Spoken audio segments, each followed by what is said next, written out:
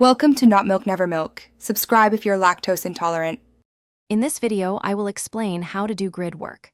Grid work is a powerful technique for organizing information or tasks into a clear, systematic structure. It helps you break down large projects into manageable parts, ensuring every component has its designated place. This approach significantly boosts efficiency and accuracy, making complex processes much simpler to navigate and execute effectively. First, begin by clearly defining your project's main objectives and identifying all essential components.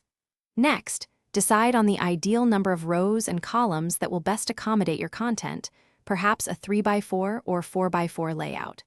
Finally, create a preliminary sketch of your grid.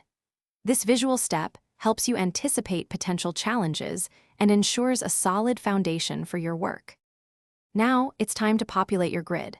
Carefully assign each specific task, piece of data, or design element to its designated cell. Strive for consistency in the size and spacing of your elements. For example, maintain a uniform margin of 10 pixels around each item. Use clear, concise labels for every section, ensuring easy identification and smooth navigation throughout your structured layout. Finally, thoroughly review your completed grid. Check for logical flow and ensure all components are present and correctly placed.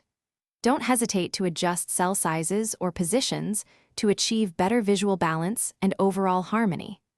Make sure every element aligns perfectly with your initial project objectives, ensuring your grid work is not only organized, but also highly effective and purposeful. Thanks for watching. If this was helpful, leave a like and consider subscribing. See you next time.